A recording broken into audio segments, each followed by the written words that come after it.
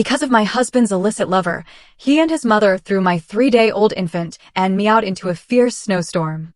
They had absolutely no idea I had just inherited a staggering $2.3 billion fortune from my grandfather, and barely 24 hours later, I unleashed utter hell upon them. Imagine this. One moment, you're lying in the snow, bleeding, your 3-day-old baby gone silent in your arms, after your husband's family brutally threw you down a flight of stone stairs. They called you trash, scum, a nobody.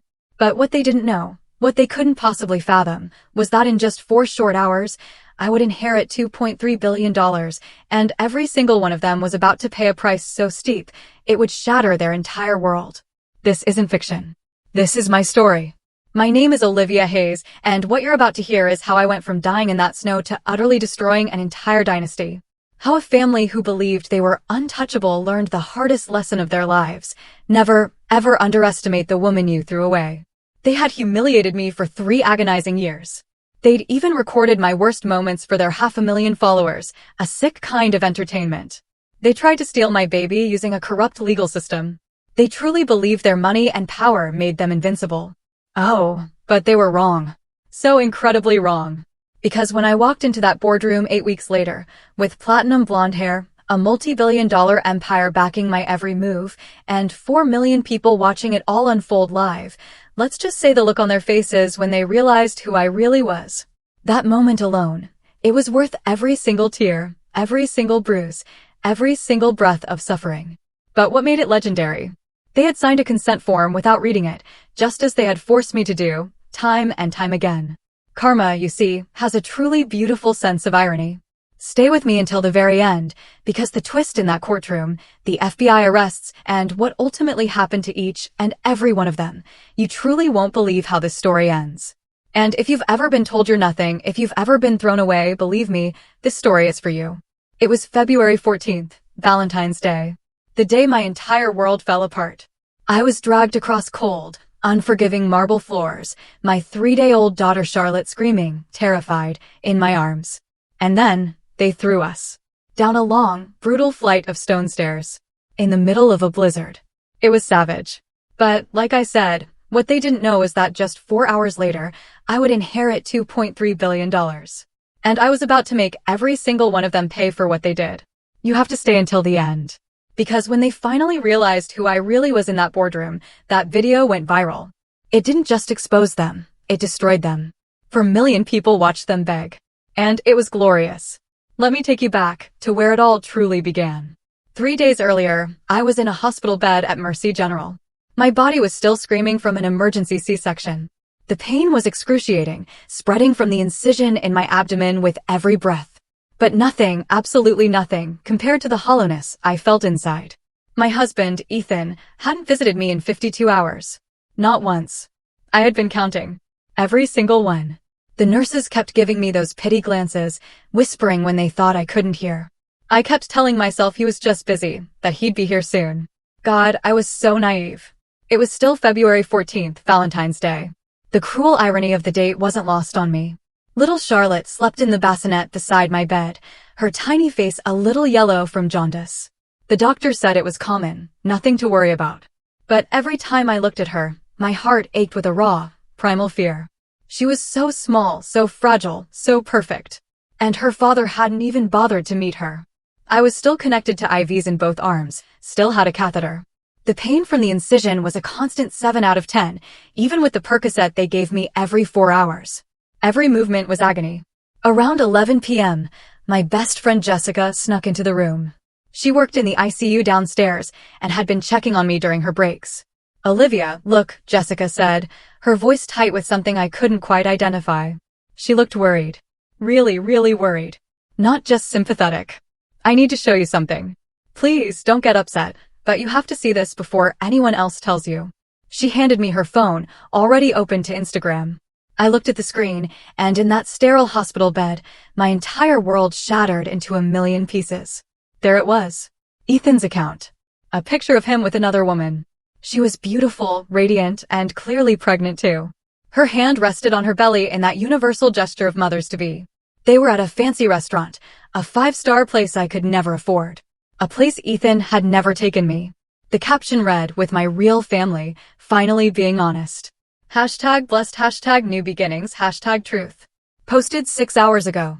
47,000 likes. The comments were a mix of congratulations and confusion.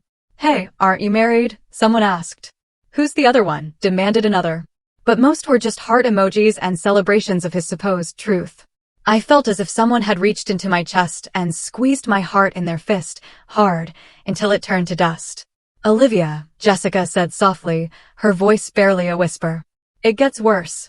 He's been telling people at the hospital that you trapped him. That he's finally free to be with the woman he truly loves. 3 years. 3 years of marriage. 3 years of trying so hard to be enough for him, for his family, for his world. 3 years of what I thought was love and complete devotion. And all that time, he had someone else. My cell phone vibrated on the bedside table. It was an incoming call from an unknown number. I was too shattered to answer. Too broken. I let it go to voicemail, barely registering that the caller ID had briefly shown something. W. Davenport. Private. I never knew then that my own grandfather had tried to call me at 11:47 p.m. to arrange our first meeting. I would never know how close I came to being rescued. Just then, Dr. Miller walked in with discharge papers in her hand. She was the OB-GYN who had delivered Charlotte, a kind woman in her 50s with gentle hands and a concerned look. Mrs. Sterling, she said carefully. I need to talk to you about something. The hospital's social work department has noted some concerning dynamics. Your husband hasn't visited you, and there have been certain. The door burst open. Victoria Sterling stormed in like a fury. My mother-in-law. She wore a designer coat that surely cost more than my car, with a Hermes bag hanging from her arm and an icy rage burning in her eyes. Behind her came James, Ethan's father, in an expensive suit that screamed money and power. Then Chloe, Ethan's sister, phone already in hand, recording. And finally, Sophia, the woman from the Instagram photo. She had a smug, triumphant smile, one hand resting on her pregnant belly as if marking her territory. Dr. Miller stepped forward. Excuse me. Visiting hours are over, and Mrs. Sterling needs. Victoria cut her off with a wave of her hand. We are her family. We have every right to be here. She threw a folder at Dr. Miller. These are documents from Child Protective Services. My daughter-in-law is mentally unstable and unfit. We are here to protect our granddaughter. I stared at them, my mind unable to process what was happening. Child Protective Services? What? The folder contained forged papers stating I had postpartum psychosis. A fake psychiatric evaluation from a doctor bought by the Sterling family. It recommended that I have temporary custody removed immediately, pending an evaluation. Dr. Miller's hands trembled as she read. I could see she was struggling. She knew this was wrong, so profoundly wrong, but she wasn't sure what to do. The hospital's legal department had already been called. The Sterling's donation for the East Wing gave them immense power here. Victoria approached my bed, her voice dripping with venom. You've ruined my son's life for long enough. This pathetic charade ends tonight. I was weak, confused, still dazed from the pain medication. What are you talking about? I just had his baby. Sophia laughed. She actually laughed in my face. She stepped forward and pulled some papers out of her purse. That baby isn't even his. We did a DNA test. She showed me fake lab results. Probability of paternity, 0%. My head was spinning. When? How? I was here the whole time. This was impossible. You can't test a newborn without the mother's permission. But they had the papers, and they looked official. Chloe started a live stream on Instagram. I could see myself on her phone screen, pale and broken in that hospital bed. Hey everyone. Chloe's voice was sickeningly cheerful and cruel. You wanted to know the truth about my brother's gold-digging wife? Well, here it is, live from the hospital where she's trying to trap him with a baby that isn't even his. I watched in horror as the comments poured in. Oh my God, is this for real? She looks so pathetic. Your brother deserves so much better. 500,000 followers watching me in my most humiliating moment. Victoria leaned in, her voice a poisonous whisper. Let me tell you what you really were, Olivia. A joke. A bet. My son and his college friends bet $100,000 to see if he could marry the poorest girl on campus and stick it out for 3 years. She pulled out her phone and played a video. It was Ethan, drunk at his bachelor party 4 years ago, laughing with 7 friends. Dude, 3 years with that charity case for $100,000? Easy money. I'll just close my eyes and pretend she's someone else when we... Laughter. So much laughter. My world came crashing down. 3 years. Every I love you. Every anniversary. Every time I tried so hard to fit into their world, to be worthy of the Sterling name. It was all a joke. Chloe noticed my bracelet. The simple silver chain with a small charm that had belonged to my mother. It was the only thing I had left of her.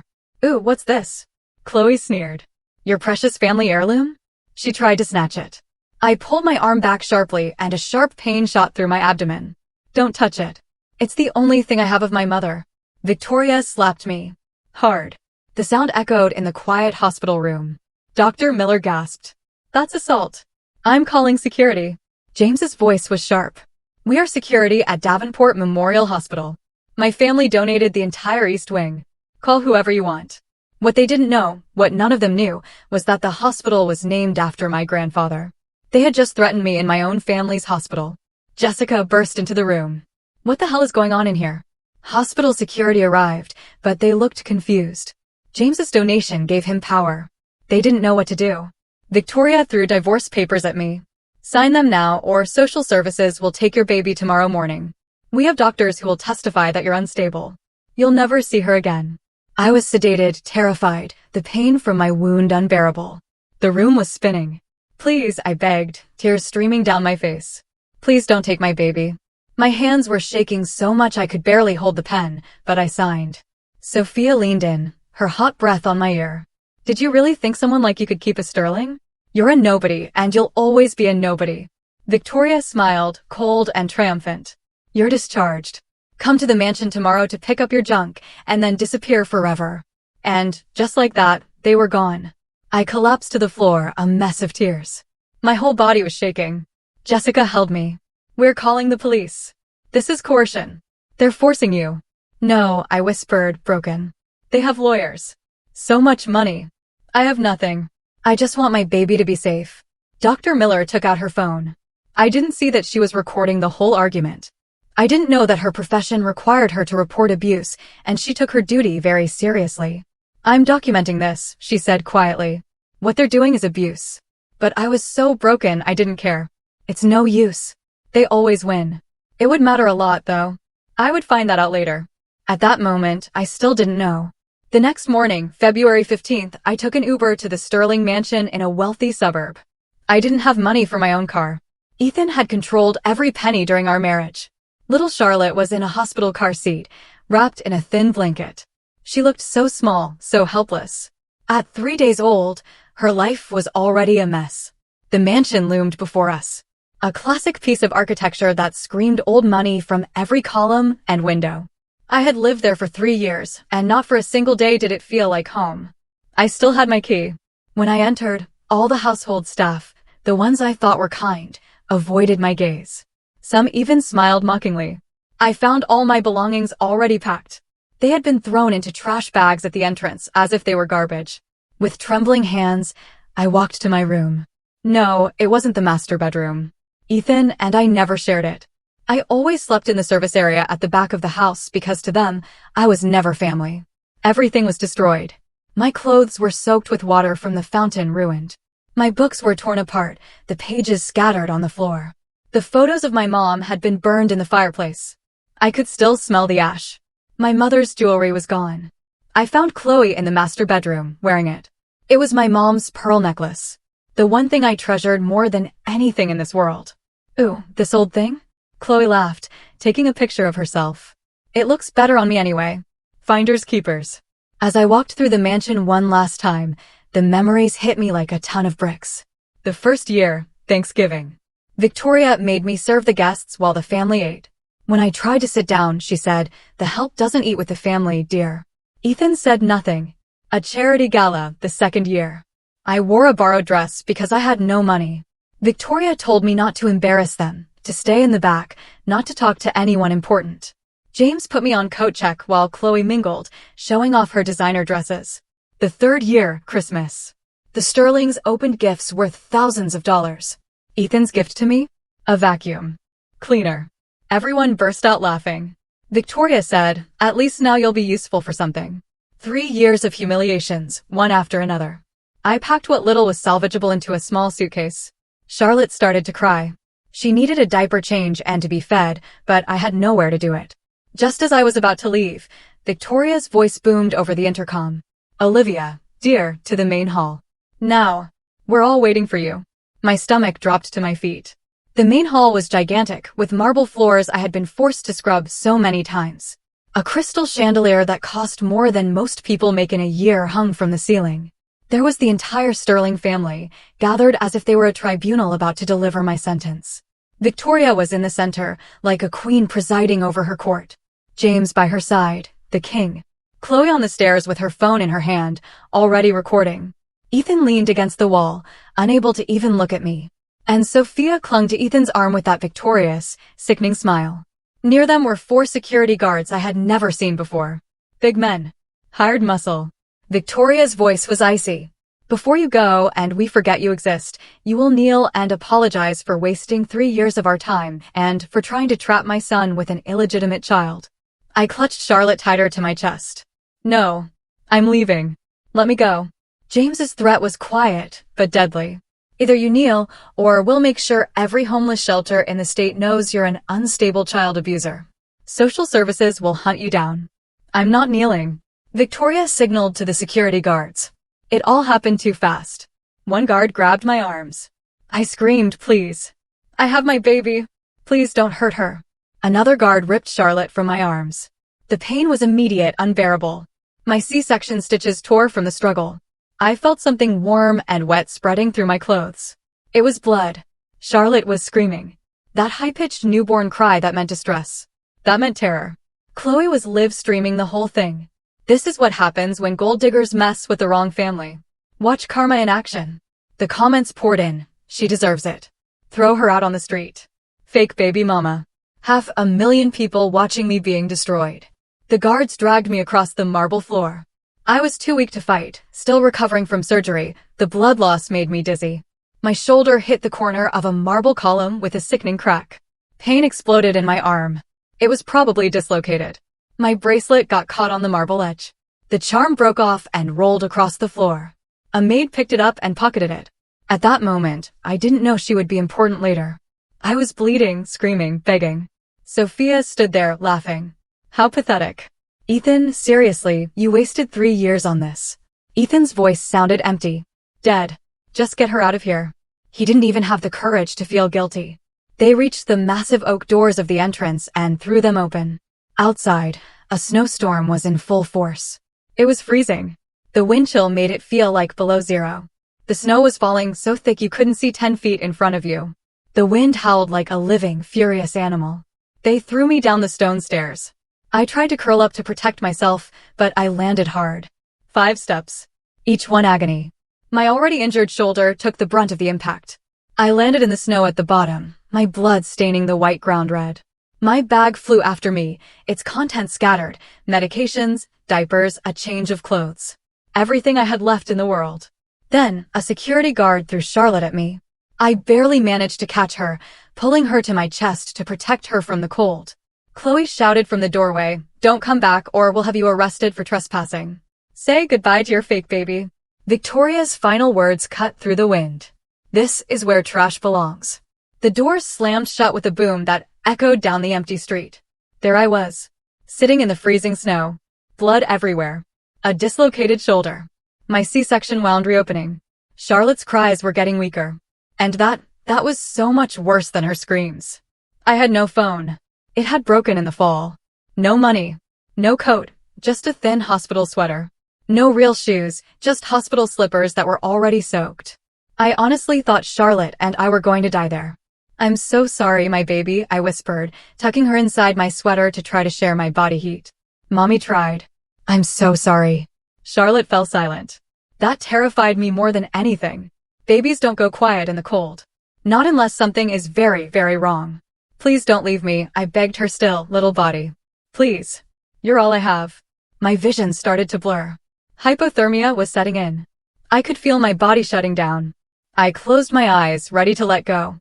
Then I saw lights. Cutting through the snow. 3 black SUVs appeared like ghosts in the middle of the blizzard. The SUVs stopped right in front of me. The doors opened before the vehicles came to a complete stop. A man, an older man in an impeccable suit, got out holding an umbrella, even at 3:47 in the morning in the middle of a snowstorm. He looked like he had just left a board meeting. "Miss Olivia Catherine Hayes," he said, his voice calm, yet urgent. "Thank God we found you." I could barely speak. "How? Who?" He knelt in the snow beside me, ruining what must have been a very expensive suit. He didn't seem to care. "Your grandfather sent me.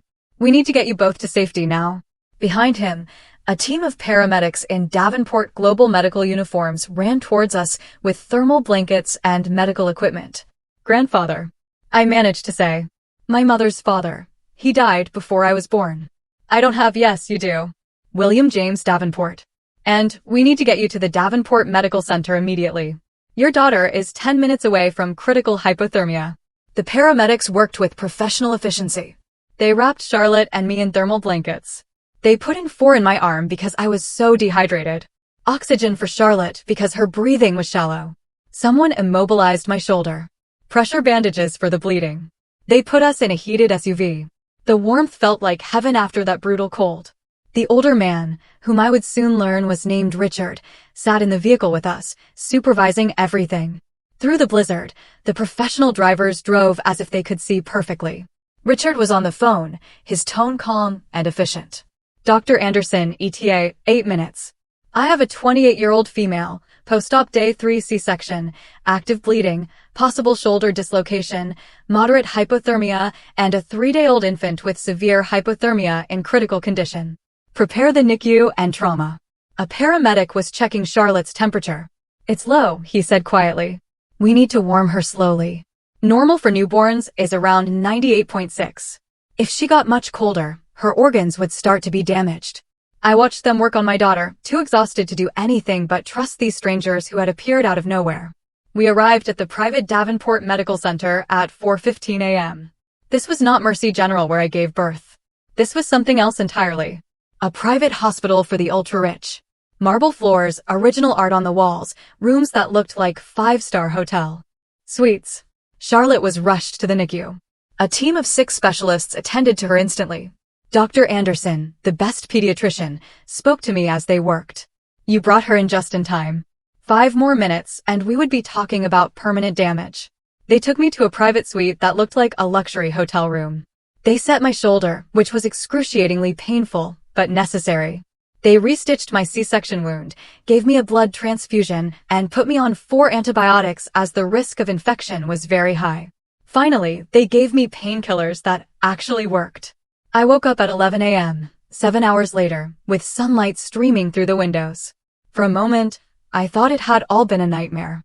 But then I saw my bandaged shoulder, the 4, and all the medical equipment. Panic seized me. "Charlotte, where's my baby?" Just then, Dr. Miller, the same OB-GYN from Mercy General Hospital, walked in. "Olivia, breathe. Charlotte is stable. She's in the NICU under observation. She's going to be fine." "What are you doing here?" "How?" "Mr. Blackwell called me, told me everything. I resigned from Mercy General this morning. I couldn't work at a hospital that allowed that to happen to you." Then Jessica ran in. She hugged me, very carefully. "Oh my God, Olivia," she cried, tears streaming. "When you didn't answer your phone, I went to the Sterling mansion. I saw the blood in the snow. I thought." She broke down completely. "I'm okay," I said, my voice hoarse. "We're okay." Richard Blackwell entered with a leather briefcase in his hand. "Ladies, I need a moment alone with Olivia. What I'm about to tell her is confidential." Jessica and Dr. Miller left, though it was clear they didn't want to. Richard pulled a chair up to my bed. They brought Charlotte in a wheeled incubator. She was still being monitored, but she was stable. Seeing her alive and safe made me cry again. "Olivia," Richard began, his voice softer now. "Your mother was Catherine Davenport before she was Catherine Hayes. Your grandfather was William James Davenport, founder and CEO of Davenport Global Industries." He showed me a picture. He was an older man with kind eyes and an imposing presence. I had never seen him in my life. I've never seen him. My mom never talked about her family. She said they were all dead. Richard told me the story. "My mother ran away from home at 19 after an argument with her father over mine. A man from a much humbler background. William believed he was only using her for her money, and he was right. But Catherine was stubborn and very proud. She left with nothing. She changed her name and moved to a different state. She worked up to 3 jobs to raise me alone after my father abandoned us when I was 2. Her pride kept her from seeking him out. His pride kept William from apologizing. 2 stubborn people who loved each other but couldn't overcome their own egos. When my mother died 5 years ago in a car accident, William was devastated. He had been tracking her for years, always watching her, but never approaching. Then, he started looking for me. He found you 2 years ago, Richard said. Just after you married Ethan Sterling. My breath caught in my throat. For 2 years, William had been watching you. He had security following you and cameras monitoring the Sterling mansion. He saw everything they did to you. Richard showed me recordings of Victoria forcing me to serve at parties, of James making me work as an unpaid employee, Chloe's cruelties, Ethan's indifference. Absolutely everything. Why didn't he help me? My voice broke. Richard explained. William had wanted to intervene with all his might, but his lawyers, including Richard, advised him to wait. They needed completely ironclad legal protection for the inheritance. That way, there would be no way for the Sterlings to say I married Ethan knowing about the money, no way for them to contest anything. They were creating a trust structure that would protect me from everyone. The plan was for William to introduce himself to me the day after I gave birth. February 15th. Today. That call from an unknown number last night? I whispered. Richard nodded. It was William. He was flying back from overseas. He wanted to tell you that he would be at the hospital this morning to finally meet you. Richard's voice trembled. It was the first time he had shown real emotion. His flight landed at 6:03 a.m. He went straight to his car. I called him to confirm the meeting time. He asked how you were. I told him you had been discharged and we didn't know where you were. The GPS tracker located you at the Sterling mansion. GPS tracker? My mother's bracelet. The one I'd worn every day for years. Yes. William had a medical-grade GPS chip embedded in it. Waterproof, with a 5-year battery and heat sensors. I touched my wrist. The bracelet was gone. I lost it in the snow when the charm broke. That's how we found you. At 3:47 a.m., the heat sensor triggered an alert. Subject entering hypothermic temperature zone. I called William immediately. I told him you were in danger. He accessed the live security feed we had on the Sterling property. Richard showed me the recording on his tablet. The whole attack. Chloe live streaming. Me being dragged. Thrown down the stairs. Blood in the snow. Charlotte nearly dying. All time-stamped. From 3:47 to 3:55 a.m., William saw that recording at 7:05 a.m. in his car. Richard's voice broke completely. At 7:15 a.m., his driver called me. William had collapsed. A massive heart attack. The paramedics arrived at 7:21. He was pronounced dead at 7:43 a.m. The crushing irony hit me like a punch to the gut. Olivia, when they threw you down those stairs at 3:47 a.m., you were a nobody. You were exactly what they said. Poor, helpless. But at 7:43 a.m., 4 hours later, when his death was legally registered, you became the sole heir to a $2.3 billion empire. They threw you into the snow when you had nothing. But by the time you hit the ground and the clock started ticking towards 7:43, you were already a multi-billionaire. They just didn't know it yet. I stared at him, my mind reeling, unable to process what he was telling me. My grandfather died watching them abuse me, knowing he was about to give me the power to destroy them all. Richard handed me an envelope. It was William's handwriting on thick paper. I read the letter through tears. My dearest Olivia, if you are reading this, I am gone. I am so sorry. I waited too long. I was flying home to finally meet you, to tell you I'm sorry for failing your mother, for not finding you sooner, for watching that family hurt you without doing anything. I wanted to have the legal protection ready first. I wanted to make sure no one could ever take away what I am giving you. But I should have protected you first. I saw the security footage this morning. Watching them throw you and Charlotte into the snow, I realized I had made a terrible mistake. My heart couldn't take it, literally. But even in death, I can protect you. Everything I built is yours. $2.3 billion, 40 companies, properties in 18 countries. Everything. Take this empire. Use it. Show them what Davenport blood truly means. Never bow to anyone again. Make them pay for every blow, every tear, every moment they made you feel insignificant. You are not trash. You are my granddaughter. You have immense power, and I'm sorry I won't be there to see you succeed. With all my love, your grandfather, William. I clutched the letter to my chest, sobbing. Charlotte slept safely in her crib beside me, finally safe. The trust is already established, Richard said. Everything transfers to you immediately. No probate, no delays. The inheritance taxes are already covered. The board of directors has been informed. Olivia, as of 8 a.m. this morning, you are the chairwoman of the board of Davenport Global Industries. And the Sterling family has no idea. I looked up, tears still on my face, but with something different in my eyes. Something cold. Something relentless. Tell me everything about their businesses, I said. Every vulnerability, every weakness. Richard smiled for the first time. Now you sound like your grandfather. The next day, February 16th, I was sitting in a wheelchair in the private boardroom of Davenport Global. I was still recovering, but I needed to understand what I now controlled. Charlotte was beside me in a designer stroller, cared for by Davenport medical staff. She was healthy. The jaundice was fading, and her color was returning to normal. Richard presented me with leather-bound files on the Sterling family. Sterling Industries is in catastrophic debt, he began. A total of $83 million. He showed me financial documents. James had embezzled $12 million from the pension fund for his personal expenses. Failed business ventures cost them $31 million. Operating loans totaled $40 million. They were 3 months from total bankruptcy if they couldn't secure new capital. James applied for a $75 million contract with Davenport Global last month, Richard said. A government defense contract for which we are the intermediary. It's their only hope for survival, and we control whether they get it or not. You control it. You are the CEO. Then came the information on Victoria. The Sterling-style boutiques, the project she was so passionate about. 5 locations, all in buildings owned by Davenport. The leases are up for renewal in 47 days, and she's $480,000 behind on rent. Richard said. But here's the best part. She's been underreporting her income to the IRS. We have proof of $2.3 million in tax evasion. Can we report her? I asked. I've already drafted the anonymous tip.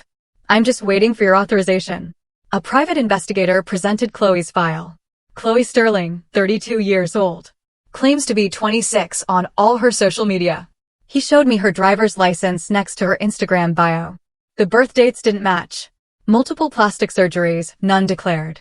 Rhinoplasty in 2019, breast augmentation in 2020, cheek fillers, Botox, lip injections continuously, and a Brazilian butt lift in 2021. Her modeling contract with a prestige agency clearly specifies that there should be no undeclared procedures. It's grounds for immediate termination. Who owns the prestige agency? I asked. Richard smiled.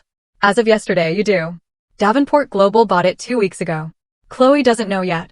Next was Ethan's file. The college bet was fully documented. A group chat with 8 participants, and none of them were smart enough to delete it. Brad Miller, 23. Yo, no way you last 3 years married to that broke chick. LOL. E. Sterling, 100K says I can. Easiest money in the world. Chad Morrison, what if she finds out? E. Sterling, she won't. She's too dumb and desperate to question anything. There was also a video, the bachelor party recording Victoria had shown me, but the full version. Ethan said he closed his eyes and pretended I was Sophia. And everyone laughed. Ethan also embezzled $3.8 million from Sterling Industries to fund his lifestyle with Sophia, the investigator added. James knows, but he covered it up because he's family. Finally, Sophia Beaumont. Only that wasn't her real name. Alexandra Marie Thompson, the investigator said, showing her mugshot from California from 2019. A professional con artist. 3 documented cases. Case 1. Engaged to a tech millionaire, faked a pregnancy, stole $400,000, and disappeared before the supposed miscarriage. Case 2, 2020. Engaged to an investment fund manager, faked the pregnancy, stole $650,000, and vanished. Case 3, 2021. Engaged to a pharmaceutical executive, faked the pregnancy, but was caught before they gave her the money. A warrant was issued for her arrest. She's wanted in California on charges of fraud, failure to appear in court, identity theft, and wire fraud. The pregnancy with Ethan is also fake. We traced the ultrasound image. She bought it on a dark web forum for $200. Does Ethan know any of this? I asked. Not yet. I thought for a moment. If I expose Sophia now, Ethan becomes the victim. Poor him. Deceived by a con artist. Richard seemed impressed. You learn fast. We'll save Sophia for later, I decided. For when it will cause the most damage. Over the next 8 weeks, I transformed. The first week was physical recovery and basic business. Physical therapy for my shoulder and C-section, learning to hold Charlotte while reading quarterly reports. Richard taught me how to interpret financial statements. I attended meetings in silence, observing. I learned about every division of Davenport Global. The second week, I became a businesswoman. A crash course in management with Davenport executives. I studied the weaknesses of Sterling Industries. I took endless notes, asking sharp questions that impressed the directors. I made my first presentation to the board on the technology division, and it was a total success. The third week was my physical transformation. Designer shopping. Designer suits, jackets, and shoes. My hair went from brown to an elegant platinum blonde with balayage. Professional makeup lessons. Media training for my voice, posture, and an imposing presence. Stand as if you own the place, my coach told me. Because you do. The fourth week, I learned about power. Self-defense classes. I would never feel helpless again. Negotiation workshops with Richard. Meetings with the company's lawyers, learning how to legally destroy someone. I practiced my executive face in the mirror. Cold, powerful, unbreakable. Weeks 5 and 6, the strategic moves began. Davenport Global quietly bought Sterling Industries' debt from 15 creditors. A shell company acquired Chloe's modeling agency. We hired forensic accountants to audit Victoria's boutiques. We prepared evidence for the IRS. The seventh week was about setting the trap. I prepared the presentation for the board with the design team. I forced myself to watch the video of my own assault, over and over. We recovered the security footage from the Sterling mansion thanks to the maid who kept my bracelet's charm. She came forward when I paid her $50,000 for the charm and the video she secretly recorded on her phone. There were anonymous leaks to gossip blogs about Chloe. And we scheduled the business meeting with James. The 8th week, the final preparations. I practiced my speech for the board in front of the mirror. Charlotte was now 2 months old. She was healthy and happy, cared for by professional nannies. I stood in my flawless, tailored suit, perfect platinum hair, and precisely painted red lips. I looked in the mirror and barely recognized the woman looking back at me. Let's destroy them, I said. The meeting was set for April 12th. They had no idea who they were about to face. April 2nd, 10 days before the boardroom meeting. Chloe was still posting daily on Instagram from a beach vacation in the Caribbean, paid for by her parents. The caption read, 26 and living my best life. Hashtag blessed, hashtag natural beauty, hashtag no filter. 486,000 followers. The comments gushed about how perfect she was. Chloe felt invincible. I called her from my old phone number, the one she still had saved. She answered, laughing. I could hear Sophia and Victoria in the background. Oh my God, it's the trash calling. Let me put her on speaker. Olivia, how's life in the gutter wherever you're living? Found a homeless shelter that takes babies yet? I kept my voice low and broken. I was acting. I just wanted to know if you would reconsider the social services case. Please, I miss Charlotte so much. The social services case had been closed in the first week for lack of evidence, but Chloe was cruel enough to pretend it was still active. Oh, honey, not even social services wanted your baby. You're a pathetic mother. But hey, at least Ethan and Sophia's wedding is next month. You're invited to watch from the service entrance. Scandalous laughter. Victoria in the background, tell her we've already forgotten she exists. Sophia, tell her Ethan says the last 3 years were the worst of his life. More laughter. You know what, Olivia? You were always a nobody, and you'll always be a nobody. But thanks for the entertainment. Bye. She hung up, their laughter echoing. I was in the Davenport Global office with the phone on speaker. Richard was listening. My face was cold, emotionless. Did you get what you needed?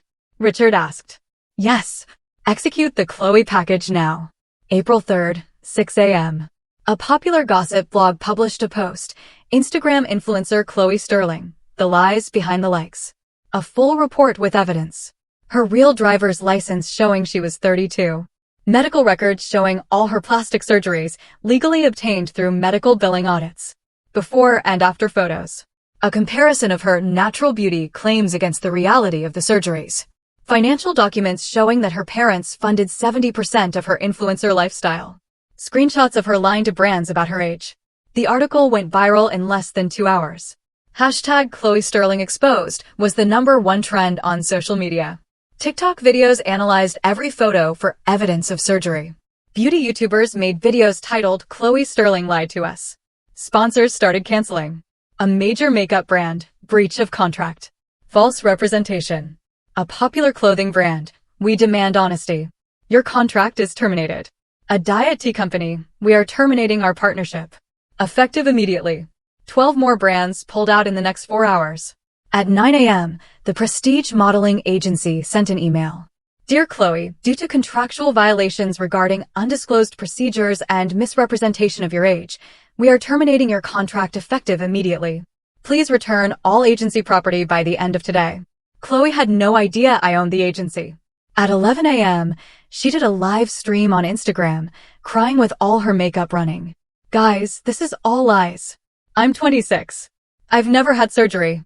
This is Photoshop. Someone is trying to destroy me. The comments started pouring in. We have your driver's license, sis. Just admit it. You lied to us. Unfollowing. 47,000 people watched her break down in real time. Her follower count plummeted. For 86, 000. For 50, 000. For 20, 000. 380,000.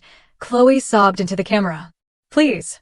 I don't know who's doing this, but please stop. Victoria called her. Get off Instagram now. You're only making it worse. Mom, someone leaked my entire medical history. How is that even legal? I don't care. Fix this. Within a week, Chloe's followers dropped to 180,000. No sponsors, no agency. Gossip blogs writing daily follow-up articles. Her name was a laughingstock. She called Victoria, desperate. Can you make Dad fix this? Your father has his own problems. Sterling Industries is in trouble. Figure it out yourself. I watched the news about the case with Richard. Phase 1 complete. Chloe neutralized. She called me trash. She recorded my assault for fun. She deserves everything that's happening to her. Who's next?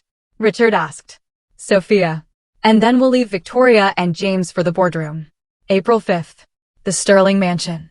Ethan and Sophia were living together, planning their May wedding. Sophia's belly was growing, a high-quality, very convincing fake pregnancy bump. Victoria was busy with wedding plans. James was stressed about business, but hiding it. An anonymous package arrived. Ethan opened it in his study. Inside was a complete file on Alexandra Marie Thompson. Criminal record. Mugshot from 3 previous scams. Documentation of fake pregnancies. The ultrasound image she used with metadata showing it was purchased online. Bank records showing $650,000 stolen from previous victims. A note. Ethan, you made me feel like trash for 3 years. Now you know what it feels like to be deceived. Check her stomach. It's fake. You're welcome. A friend. Ethan stormed into the master bedroom where Sophia was dressing. What the hell are you really? He threw the file at her. Sophia stammered. Honey, I can explain. Your name isn't even Sophia. You're a con artist. She tried to run. He grabbed her arm. Her sleeve caught on the dresser drawer. The pregnancy belly came out of her dress. Expensive silicone, but fake. It hit the floor with a thud. Ethan stared at her. Get out of my house now. Victoria and James ran in, saw the belly on the floor.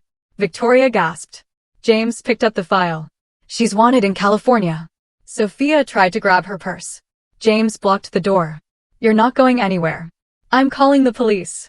At 11:03 a.m., the local police arrived with a warrant from California that was finally executed. Sophia, in handcuffs, screamed, "This is a setup. Someone sent this information. Someone is targeting us." Victoria stopped. Who would even know about Chloe, she said, saying what everyone was thinking. First me, now Sophia. Someone is after us. James tried to dismiss it. Don't be paranoid. It's a coincidence. But his face showed doubt. That night, Ethan sat alone in his study. Everything was falling apart. His 3-year marriage was a bet his friends still laughed about. He had a real daughter with Olivia that he had abandoned.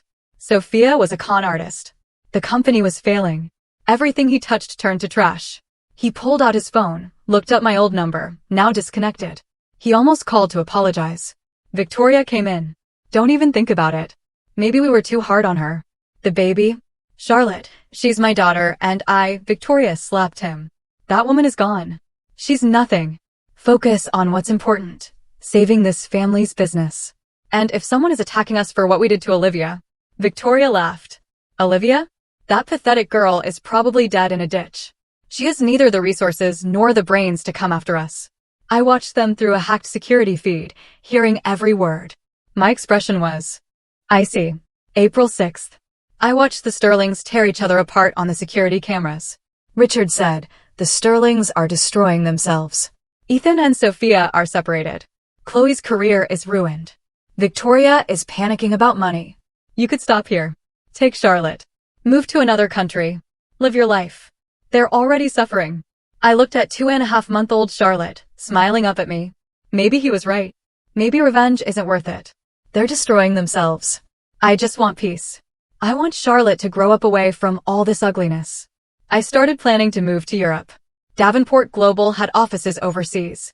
I could run the company from there, never see the Sterlings again, let them rot in their own consequences. For a moment, I truly considered mercy. But then came April 8th. Legal documents arrived at the Davenport Global office. Sterling family versus Olivia Hayes. A petition for emergency custody. They alleged that I had abandoned Charlotte. They presented false witness statements from paid-off mansion employees. They said I was mentally unstable, citing the fake and updated psychiatric evaluation from a compromised doctor. They claimed the Sterling family could offer a stable home with 2 parents, that Ethan had reformed and was seeking to make amends, that a child's best interest was a wealthy and stable Sterling home instead of a single mother. They scheduled an emergency hearing for April 11th. In just 3 days. The judge was a well-known figure in the local family court. Richard got very serious. Olivia, this is serious. This judge is old money and sides with traditional families. But I have proof. The assault. The abuse. They're alleging that all the evidence was obtained illegally. Without valid proof, it's your word against theirs. In this court, they have the home field advantage. That thought hit me like a punch. I have $2.3 billion and I can still lose my daughter? Money doesn't always win in family court, especially when the judge is biased. My legal team, with 5 of the best lawyers, convened. We need Dr. Miller's testimony about the abuse at the hospital. She's scared. Testifying means going against a hospital that the Sterling family has donated to. And what about Jessica, the nurse? It's hearsay. She didn't witness the assault directly, and the illegally obtained mansion security video won't be admitted as evidence. So, we have nothing? The lead lawyer was blunt. We have your testimony, but they'll paint you as a bitter, vengeful ex-daughter-in-law, and the judge is already on their side. April 11th. The local family court. I arrived with my legal team. Across the hall, the Sterling family had 8 lawyers. The Sterling's lawyer began. Your Honor, this is about a child's well-being. Charlotte Sterling was born into a loving family. Her father, Ethan Sterling, made mistakes like we all do, but he is now committed to being the father she deserves. Her grandmother, Victoria Sterling, and her grandfather, James Sterling, are pillars of society with the resources and stability to provide her with an exceptional upbringing. The defendant, Olivia Hayes, has shown erratic behavior. She abandoned her daughter with strangers while she has been seen in and out of various luxury hotels and corporate buildings. We request the immediate transfer of custody pending a full evaluation. They were twisting my work at Davenport Global to look like suspicious behavior. My lawyer responded, Your Honor, this is a clear attempt by an abusive family to continue tormenting my client. Olivia Hayes was assaulted. She was thrown out of the Sterling home in the middle of a snowstorm with a 3-day-old baby. Objection. No proof of assault has been presented. Sustained. Counselor, stick to the facts presented as evidence. Victoria took the stand, dressed as the perfect grandmother, a designer suit, pearls, with an expression of concern. Your Honor, I love Olivia like a daughter. We welcomed her into our home despite her humble background. We tried to help her adjust to our family's lifestyle. When she had the baby, we were overjoyed, but Olivia became increasingly paranoid and accusatory. She said we were trying to steal Charlotte from her. We only wanted to help. She left our house on her own in the middle of the night. We were very worried. Now we find out we don't even know where she's living or what she's doing. Ethan just wants to be a father to his daughter. My lawyer cross-examined her. Mrs. Sterling, you claim Olivia left voluntarily. Why would a woman recovering from surgery leave in the middle of a snowstorm with a newborn? I don't know. As I said, she was acting very strangely. Did you or anyone in your family lay a hand on Olivia Hayes? Of course not. That's a vile lie. And what about this? My lawyer tried to show Chloe's Instagram recording. Objection.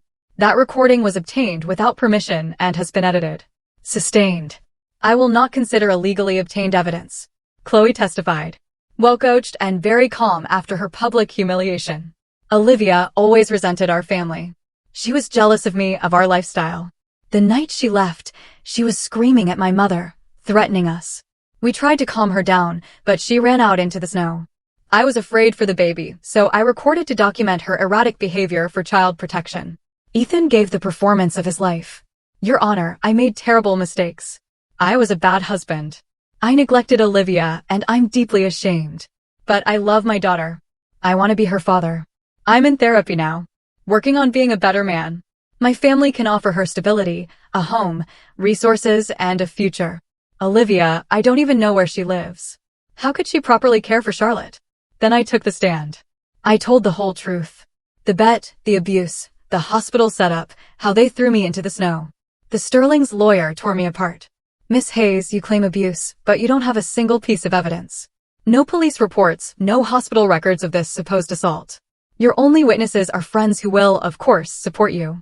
Isn't it true that you are simply a resentful ex-wife trying to keep a father from his child? No. They threw me down the stairs. I have the recording. A recording you illegally obtained by hacking their security system. Objection. Overruled. Answer the question, Miss Hayes. Someone recovered it for me. So, you admit it was obtained illegally? The judge delivered his verdict. This is indeed a complicated case.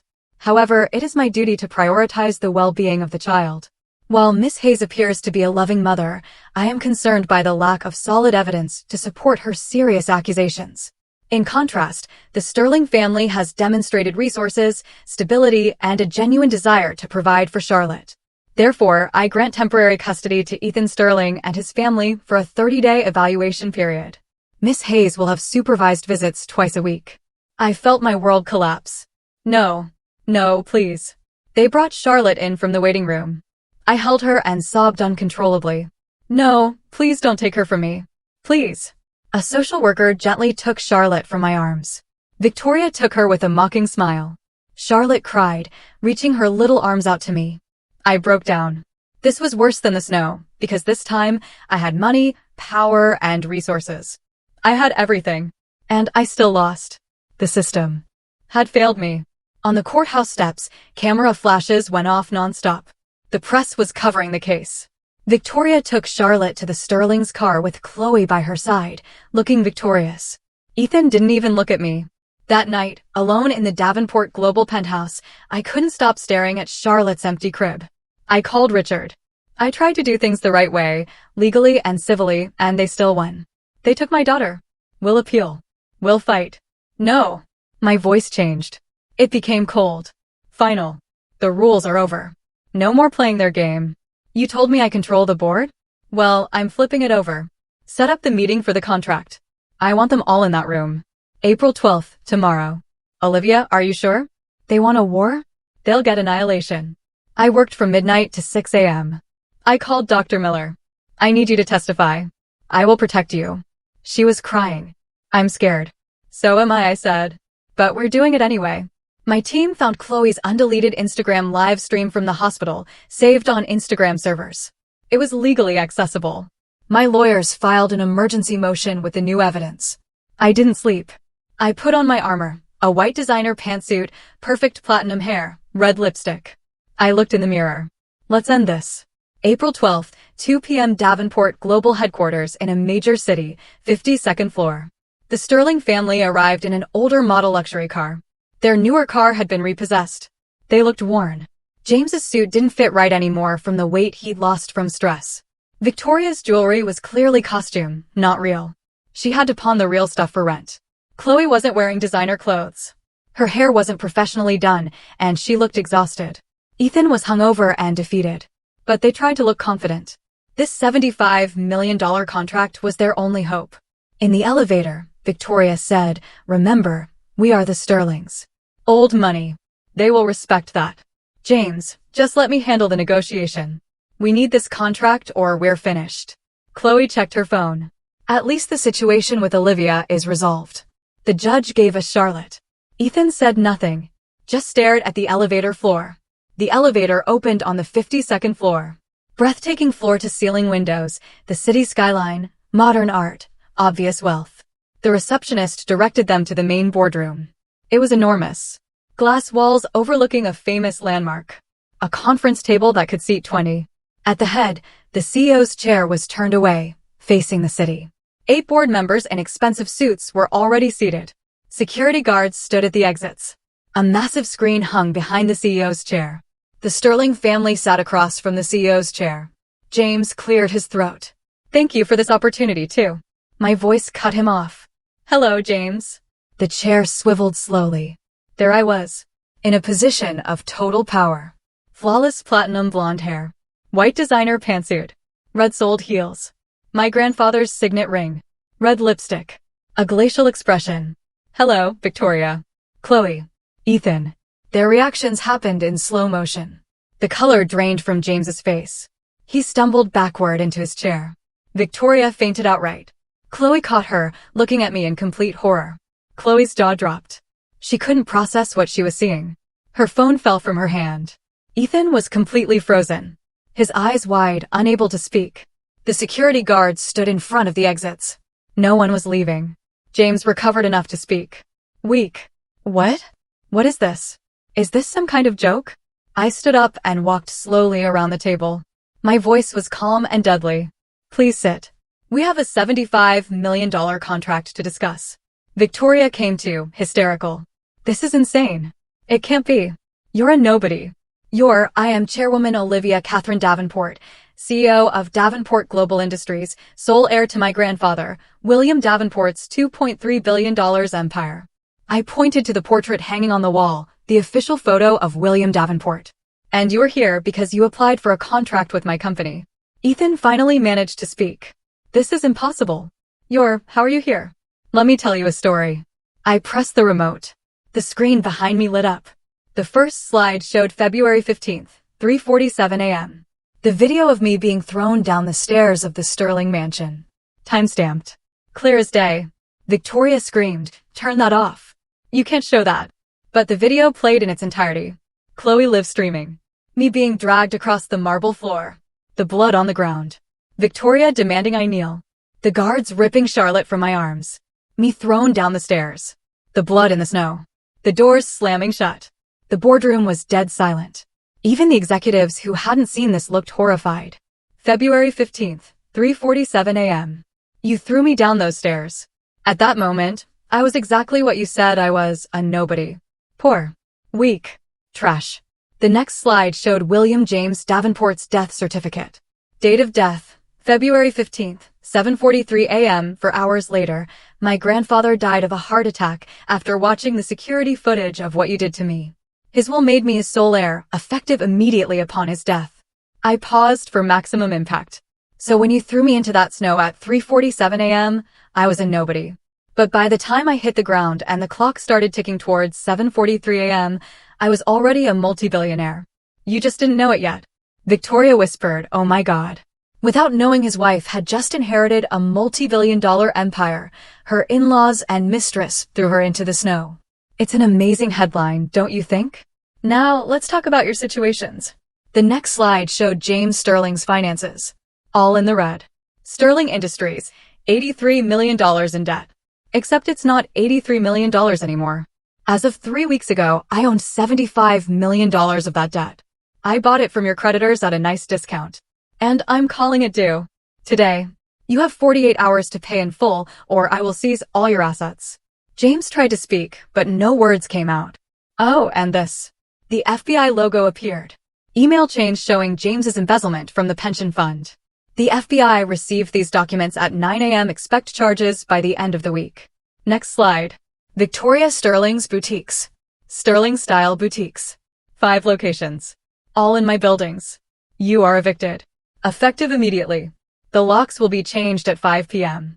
You also owe $480,000 in back rent. I will be suing you for that rent, plus damages. And one more thing. The IRS logo appeared. The IRS received documentation of $2.3 million in tax evasion yesterday. Expect an audit. A picture of Chloe wearing my mother's jewelry appeared. And I am suing you personally for $5 million for the theft of my mother's jewelry, which is a family heirloom. Victoria gasped, clutching her chest. Next slide. Chloe Sterling. Before and after photos from her scandal. Your modeling career? Destroyed. Your influencer status? Finished. But here's my favorite part. A video played. Chloe's Instagram live from the hospital. The full recording of her broadcasting my abuse. This was publicly broadcast to 500,000 people. It is admissible evidence. The local police department received this recording this morning. Assault charges have been filed. Chloe burst into tears. Next, Ethan Sterling. The college bet video played in full. Every cruel word, every laugh, every degrading comment about me. This will be sent to every major news outlet today at 6 p.m. Your $3.8 million embezzlement from Sterling Industries was also reported to the FBI. But here's the part you really care about. Final slide. The custody case about Charlotte. New recordings appeared. Dr. Miller's phone recording from the hospital. Clear audio of threats and assault.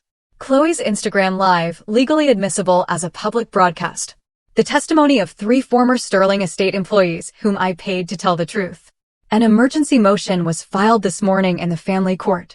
New evidence. A different judge. Hearing scheduled for tomorrow morning. You will never see Charlotte again. Ethan lunged at me over the table. You witch. You ruined everything. Security tackled him to the ground. I didn't even flinch. Ethan was on the floor, pinned by security. You ruined my life. We gave you everything. I leaned down and spoke quietly, just for him. You gave me nothing. You abandoned your daughter when she was 3 days old. I didn't ruin your life, Ethan. You did. Victoria fell to her knees, genuinely begging. Please, please. We can make a deal. We'll give you anything. I'll apologize. First, you have nothing I want. I walked over to her and looked down at her. You called me trash. You said I was a nobody. You said my place was in the snow. But trash doesn't own a $2.3 billion empire. Trash doesn't destroy dynasties. You didn't throw away trash, Victoria. I leaned in closer. You threw away a queen. James, completely defeated, made one last attempt. The contract. Please, there is no contract. There never was. This meeting was never about business. It was about you understanding exactly who you destroyed and exactly who destroyed you. I picked up the remote again. Oh, and one more thing. The screen switched to a live YouTube stream. Viewers at that moment, 4.2 million. This entire meeting has been live streamed on my private YouTube channel. 4.2 million people just watched this entire conversation. The comments flooded the screen. No way. She is a total queen. They deserve everything they get.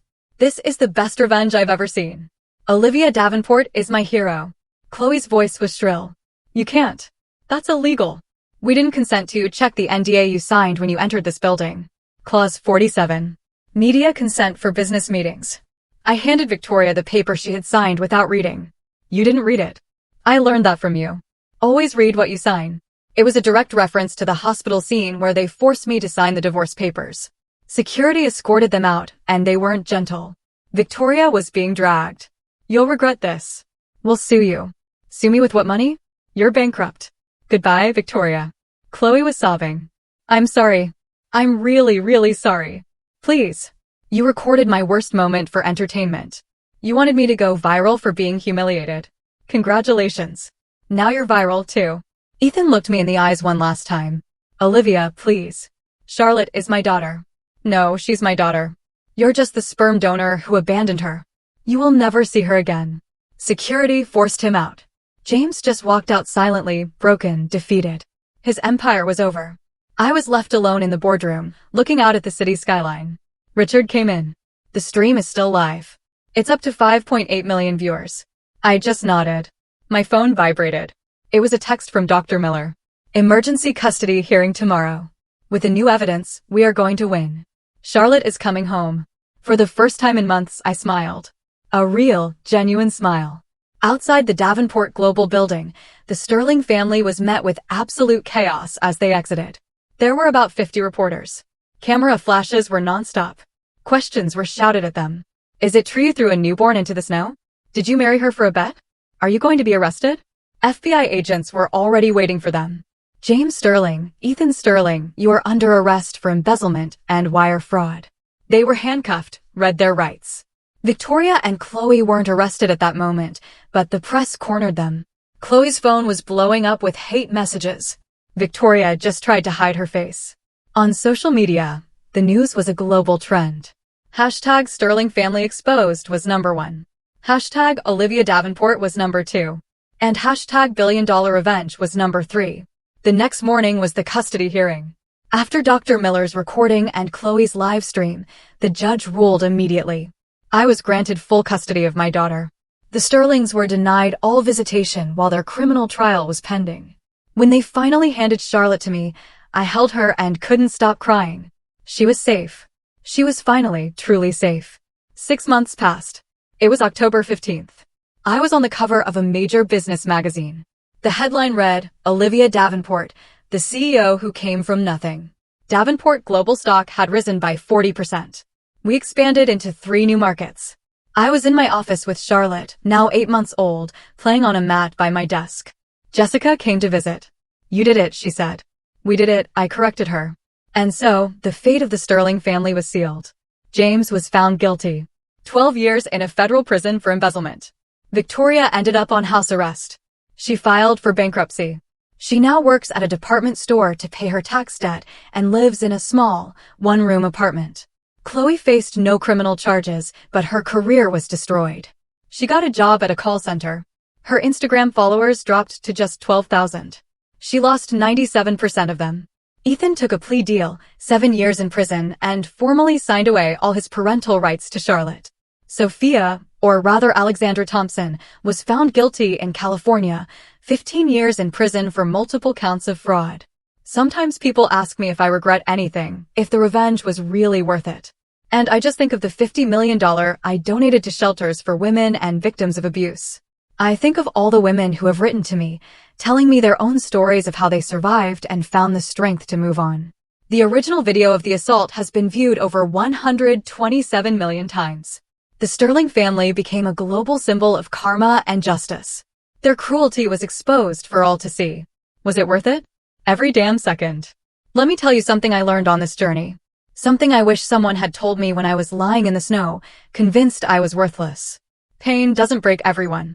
Sometimes, if you're strong enough and refuse to give up, pain forges you into something harder than diamonds. Something unbreakable. When they threw me down those stairs, I was broken, bleeding, convinced I was a nobody. But I was so wrong. It wasn't that I was a nobody. I was just someone who hadn't discovered her own power yet. The media attention from the live stream was incredible. For weeks, I couldn't go anywhere without being recognized. Some called me a hero, others called me vindictive, saying I had stooped to their level, that I should have been the bigger person. To those people, I ask, what would you have done? Would you have turned the other cheek when they threw your newborn daughter into a snowstorm? Would you have forgiven when they tried to steal your child with a corrupt legal system? Would you have shown mercy to people who showed you none? That's what I thought. There's a big difference between revenge and justice. Revenge is hurting someone because they hurt you. Justice is making sure they can never hurt anyone again. And what I did was justice. The Sterling family didn't just abuse me. It was their way of life. When everything came to light, 7 other women came forward with their stories about the Sterlings. Women Ethan had dated before me. Women who worked at Sterling Industries. Women who had been mistreated, abused, and silenced. Every single one of them thanked me for having the courage to tell what they had suffered. At that moment, I knew I had done the right thing. I started the Davenport Foundation for Survivors of Abuse with an initial fund of $50 million. We provide legal assistance, therapy, a safe place to live, and job training for those escaping abusive situations. We have helped over 2,000 people in just 6 months. Charlotte will grow up knowing that when someone tries to make you feel small, you have 2 choices. You can either believe them or you can prove them wrong. I chose to prove them wrong. A year after that meeting on April 12th, I held a press conference. The room was packed with reporters. Cameras were everywhere. Today marks 1 year I began, since I sat in a boardroom with the people who abused me for 3 years, people who threw me and my baby into a snowstorm, people who tried to steal my daughter using a corrupt legal system.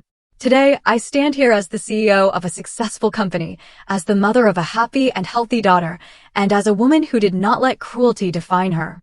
I'm often asked if I regret what I did, if the revenge was worth it. And I want to make something very clear. What I did was not revenge. It was holding them accountable. The Sterling family didn't lose everything because of my revenge. They lost everything because they broke the law. James Sterling stole money from his employees' pension fund.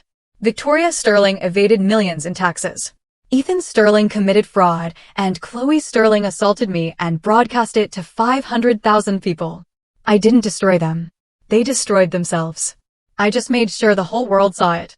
For anyone going through their own storm, in their moment of total despair, I want you to listen closely. You are not trash. You are not a nobody. You are not any of the things they told you to try to break you. You have power. You have worth. You are enough. So get up, brush yourself off, and show them what you're made of. The entire room erupted in applause. After the conference, I went home to the penthouse. Charlotte was with her nanny, playing with blocks.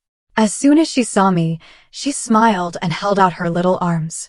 I picked her up and held her tight, inhaling that sweet baby smell. You know what, my little girl? I whispered. Your mommy almost broke, but she got back up. And one day, when you're older, I'll tell you this whole story. I'll tell you that no matter what anyone says, you decide who you are, not them. Charlotte giggled and grabbed my hair. I laughed. For the first time in years, the laughter was genuine and free. That night, Jessica came over. We sat on my balcony overlooking the city skyline, drinking wine. Do you ever think about that night? She asked. In the snow. Every day, I admitted. But not in the way you think. I don't think about it with pain anymore. I see it as the moment everything changed. The instant I stopped being a victim and became a survivor. You're incredible, you know. I shook my head. I'm not special. I'm just a woman who refused to stay down. That's what makes you special. We sat in a comfortable silence, watching the city lights. What's next for you? Jessica asked. I thought about it. I honestly don't know. Continue to grow the company, help people with the foundation, raise Charlotte to be strong and kind. Maybe that's enough. It's more than enough. You've already changed so many lives. That night, after Jessica left, I stood in Charlotte's room watching her sleep. She was so peaceful, so innocent, so perfect. I thought about my mother, Catherine, how she fled her own father's control to make it on her own. How she worked 3 jobs to support me. How she was too proud to ask for help, even when she needed it. I thought about my grandfather William, how he watched me suffer for 2 years, wanting to help but trapped by lawyers and strategy. How he died watching someone he loved suffer. They were both destroyed by pride, by not being able to bridge the gap between love and stubbornness. I wouldn't make that mistake. I promise you, I whispered to a sleeping Charlotte. You will grow up knowing you are loved. That asking for help is not weakness. It's courage. That you will never accept cruelty from anyone, no matter who they are. And if anyone ever tries to make you feel small, you remember that your mother was thrown into the snow and became a queen. Charlotte stirred in her sleep, her tiny hand closing into a fist. I smiled and kissed her forehead. Tomorrow, I had a board meeting. Next week, we were launching a new division of Davenport Global focused on ethical business and employee well-being. Next month, the foundation would open 3 new shelters. But tonight, I was just Olivia, a mother watching her daughter sleep. A woman who had survived hell and come out stronger. And that was enough. 5 years later. Today, Charlotte starts kindergarten. She's wearing a purple dress she picked out herself, with pigtails in her dark hair, bouncing with excitement. Mommy, do you think the other kids will like me? She asks as I walk her to school. Honey, they're going to love you. Just be yourself. That's always enough. Like you always say. Exactly like I always say. I watch her run into the school, fearless and radiant, and my heart swells with pride. Davenport Global is now worth $4.1 billion. We've expanded into renewable energy, ethical manufacturing, and affordable housing. Every decision I make, I think about the kind of world I want Charlotte to inherit. The Davenport Foundation has helped over 15,000 people escape abusive situations. We've funded 3 documentary series on domestic violence. We've lobbied for greater protections for abuse survivors in family court. The Sterling family is now a distant memory. James was released from prison last month after serving his full sentence. He's older and works as a salesman at a hardware store. I heard he applied for a job at Davenport Global. The application was rejected. Victoria is in her 70s, still on house arrest, still working in retail, still paying off her tax debt for the rest of her life. Chloe is now in her late 30s, though she would hate for me to mention it. She works the night shift at a 24-hour diner. No social media presence, no followers, no fame. Just an ordinary life that, for her, is the worst punishment imaginable. Ethan was released 2 months ago after serving 5 years of his 7-year sentence. He tried to contact me once to see Charlotte. I had my lawyers send him a cease and desist order. He signed away his parental rights. He gets nothing. I heard he's a warehouse manager somewhere. He's engaged to someone new. I hope for her sake he learns something, but I doubt it. Sophia is still in prison. She has 7 years left. And as for me, I'm engaged. His name is David. He's a civil rights lawyer. We met at a fundraiser for the foundation. He knows my whole story, and he loves me anyway. And more importantly, he loves Charlotte as if she were his own. When I told him about the Sterling family, about everything that happened, he said, "You know what I see when I look at you. I don't see a victim, not even a survivor. I see a woman who refused to be defined by cruelty. I see strength." That's when I knew I could trust him with my heart. We're getting married next spring, a small ceremony, just close family and friends. Charlotte will be the flower girl. She has her whole outfit planned already. Sometimes at night, I still dream of the snow, of the cold, of Charlotte's fading cries, of thinking we were going to die. But I don't wake up screaming anymore. I wake up, go to Charlotte's room, watch her sleep for a minute, and remember, we survived. We did more than survive. We thrived. Last week, a young woman came to my office. She reached out through the foundation. She had been abused by her husband's family and thrown out onto the street with nothing, just like me. "I saw your story," she said, crying. "I saw what you did, and I thought, if she could do it, maybe I can too." I took her hand. "Of course you can, and you won't have to do it alone." We got her into one of our shelters, connected her with a lawyer. She started therapy. We helped her file a police report. 2 months later, she sent me a picture of her and her 2 children smiling in their own apartment. That's why I did it. Not for revenge, but for that moment. For every woman who needed to see that even if you're left for dead in the snow, you can rise up and become a queen. Today is April 12th, the anniversary of that boardroom confrontation. Every year on this day, I do something special. This year, I'm giving a TEDx talk on trauma, resilience, and justice. I'm standing on stage looking out at 5,000 people. When I was left in that snow, I begin. I was convinced I was dying. I was convinced I was a nobody. I was convinced it was what I deserved. But I was wrong about every single thing. Pain doesn't break everyone. Sometimes if you're strong enough and refuse to give up, pain forges you into someone stronger than you imagined. I'm not special. I'm not a superhero. I'm just a woman who refused to stay down. For everyone out there going through your own storm, your own moment of despair, this is not the end of your story. It's the beginning. Get up, brush the snow off, and show the world who you really are. Because trash doesn't build empires. Trash doesn't change lives. Trash doesn't inspire thousands of people to find their own strength. You are not trash. You are not a nobody. You are powerful beyond measure. And one day, you will look back on this moment and realize that it was right here that you became unbreakable. The standing ovation lasted for 3 minutes. Afterward, hundreds of people line up to talk to me, to share their stories, to thank me, to tell me that they too are rising up. That night, I'm home with Charlotte and David. We're making dinner together. Something simple. Pasta. Charlotte's favorite. "Mommy, why do people always want to talk to you?" Charlotte asks as she carefully stirs the sauce. "Because Mommy's story helped them understand something very important." "What's that?" "That no matter what happens to you, you get to decide what it means. You get to decide who you become. Like how you became a queen." I laugh. "Something like that, my love." David kisses my temple. "The queen who rose from the snow." "I like that," I say. After dinner, after Charlotte is asleep, David and I sit on the balcony, just like Jessica and I did years ago. "Do you ever regret it?" he asks. "That it was all so public, the live stream, the media circus?" I think about it honestly. No. Because it wasn't just about me. It was about every person who was ever told they were a nobody. Every person who was ever thrown away like trash. I wanted them to see that you can come back from that. That you can not only survive, but thrive. You've changed so many lives. They changed their own lives. I just showed them it was possible. We sit in a comfortable silence, holding hands, watching the city. I think about the Olivia from 5 years ago. Broken, bleeding, convinced she was going to die in the snow. If I could go back and talk to her, I would say, hold on just a little longer. Help is on the way. And in 5 years, you will be happy. Truly, genuinely happy. Charlotte will be healthy. You will be in love. You will have helped thousands of people. The Sterling family will be nothing more than a bad memory. The snow doesn't last forever. Spring always comes. My phone buzzes. It's an email from the foundation. Another woman reaching out for help. Another person ready to escape her own snowstorm.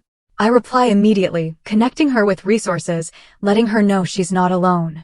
Because in the end, that's what it was all about. Not revenge. Honestly, not even just justice. It was about making sure no one else ever had to lie in the snow, broken and bleeding, believing they were worthless. It was about showing the world that you can be thrown away like trash and still become a queen. And if my story, my pain, my journey can help even one person find the strength to rise up and fight, then every single moment of it was worth it. I look out at the city skyline, at the Davenport Global building that bears my grandfather's name, at this city that has become my kingdom. I think of William watching over me, and I hope he's proud. I think of my mother, Catherine, who taught me that sometimes the bravest thing you can do is just walk away from what hurts you. I think of little Charlotte, sleeping peacefully in her room, safe and loved, never having to doubt her own worth. And I think of myself, Olivia Catherine Hayes Davenport, the girl who was a nobody, and the woman who became everything. They left me in the snow when I had nothing. They didn't know I was about to inherit a billion-dollar empire. They didn't know I would survive. They didn't know I would rise from the ashes. But most importantly, they didn't know that sometimes when you try to destroy someone, you only make them stronger. I am not a victim. I am not even just a survivor. I am a woman who is broken and refused to stay that way. I am a mother who will not be determined by anyone else. I am a CEO who built an empire on honesty and justice. I am a philanthropist who turns pain into a reason to help. I am the queen who rose from the snow. And if you're listening to this, if you're in your own storm right now, if you're convinced you're a nobody, let me tell you something. You're wrong. You are worthy. You are powerful. You are enough. What about you? Have you ever felt like a nobody only to realize you had an incredible strength inside you? Or maybe you're in that snowstorm right now. I'd love to hear your thoughts, your experiences. Tell me in the comments below.